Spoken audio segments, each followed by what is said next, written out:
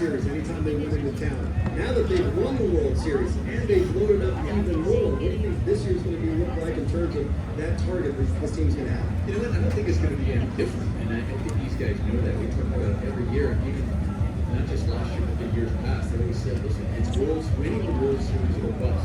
They know that's their mentality. That's the owner's mentality. That's everyone's expectation up and down this organization, the fans as well, and they accomplish that. So they're expecting the same thing this year. These guys, their mentality, the way they prepare themselves, what they ask of themselves as well, is all about going out there and winning another World Series. So target or not, they don't care because they have so much more. They have higher expectations of themselves, and they expect to win each and every day.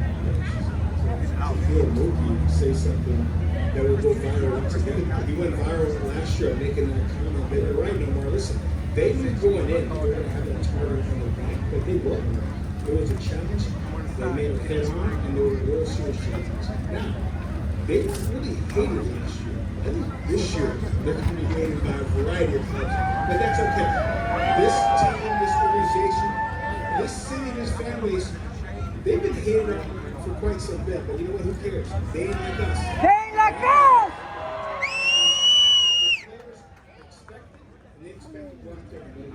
You know, the intensity of the opponent in a regular season game really helps the organization, helps the team, because 162 games, there are nights where you're trying to kind of play a fantasy in your head to get motivated, because to be at that adrenaline level, to be at this cutting edge of competition with world-class athletes on the field, no matter what city they came from or where they are in the standings, the edges are so close. And with the fan base and with the opponent's intensity, I think it helps prepare this team for the playoffs. Get you into details, get you into intensity of every single event, every single match. There wasn't payroll that won the World Series for the Dodgers last year. There was so much heart, a lot of grit in this team that a lot of people wouldn't expect from a Dodger team with a huge payroll. There are plenty of places that have huge payrolls, but they fall flat on their face. So we saw them down in the South at Best Down in 5. We see it all the time. Ray Michel's on that team, right? Well, knows how to work the crowd, for sure. If you watched what Freddie Freeman went through in the month of October and overcoming what he did to handle the course he did. And Mookie Betts talked about coming off the previous 2 postseasons that didn't go their way. He said, I got to be better. And he was outstanding. Mookie was out for 2 months and had a home run in his first game.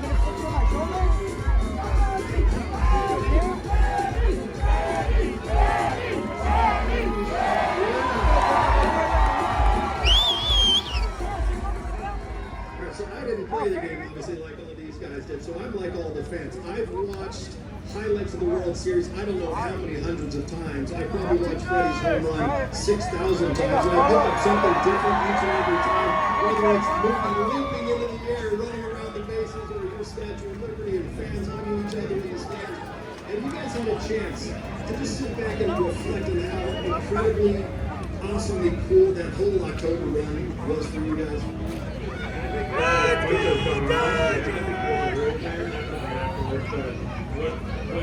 What's amazing about that home run was how much good when you watch that video, he's spinning in the air and jumping, and he's an amazing athlete. But what it meant to so many people day in, day out, when I'm out and about, people could not tell me what that home run, the World Series, the championship meant to them. I think that's what we all play sports, is to bring joy and memory, to create those kind of things for the fans, and to be able to do that for these fans. Hope you had a chance to reflect on just how much fun that October run was, and because you were outstanding all postseason long. Yeah, you know, like the thing that kind of stood out the most was I remember taking live BP right before the Padres series.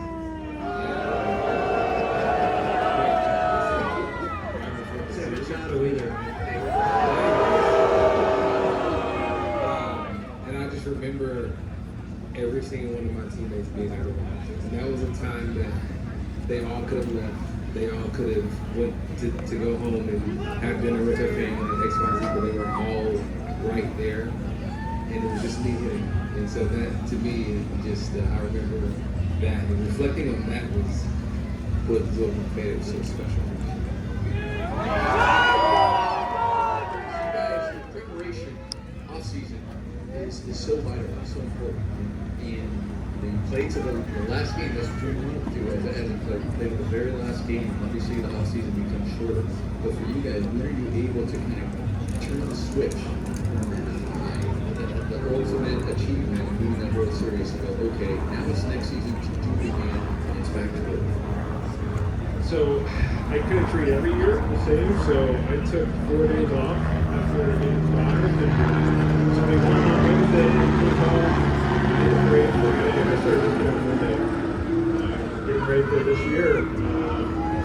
Little did I know I needed surgery. I didn't know I needed it at that point, but I started working out 4 days after we won, and that's how I treat every single off season. And then surgery kind of happened, and it happened about a month later. I just wasn't getting better. My ankle was still swollen, and I was like, I think it's time to get this thing really checked out, and I got it checked out, and I needed surgery, and had it 3 days later. So it's been a little bit different the last couple months, but I started hitting 2 days ago, so.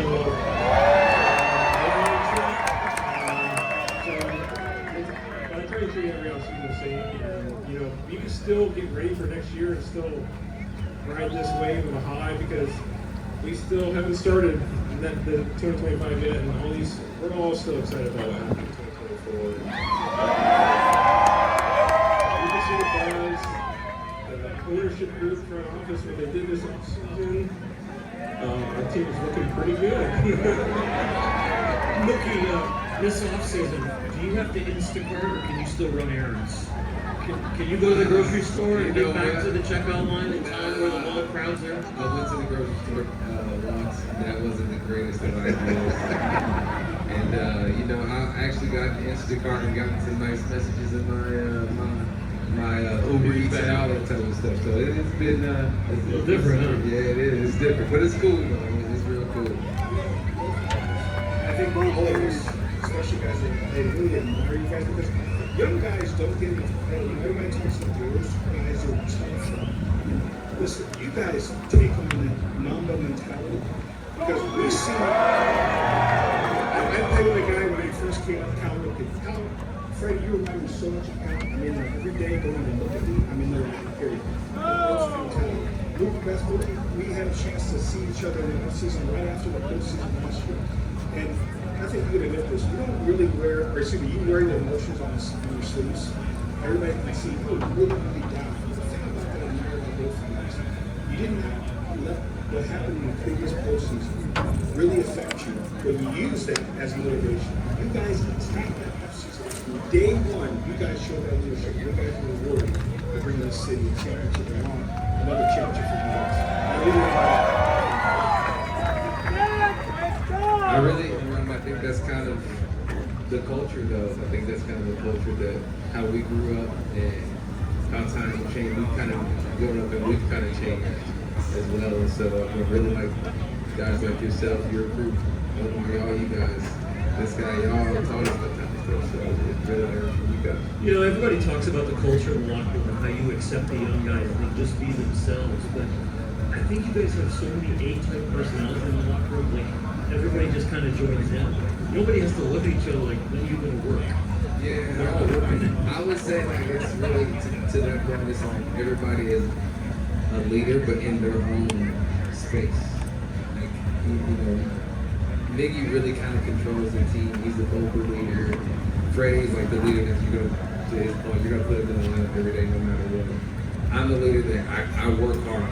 I work all day, and we have guys that just kind of lead in other ways, and it's just great for a young guy to come in because you can look around and see 4 or 5 different guys to learn from, and so I think that's why the culture is so good.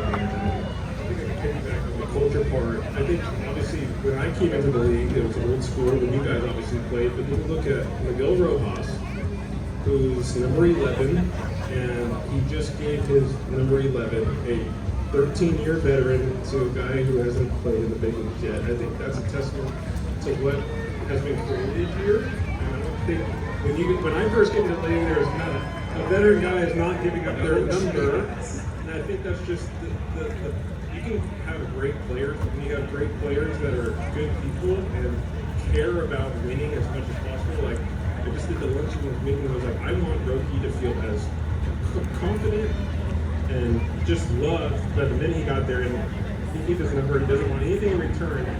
I think that culture is what we kind of built around here, and it makes everybody want to come be here and play with the Dodgers. And I think everyone sees that. I have a strange favor to ask because every time we're doing a post-game show and we have somebody hit a walk-off home run or walk-off base hit, Jerry likes to turn to me and he'll say, "Ever have a walk-off homer in the show, John?" And I'll say, "No." He's like, "It's a good feeling." So can you just turn to Jerry maybe and say, "You ever have a walk-off grand slam in the World Series? It's a good feeling."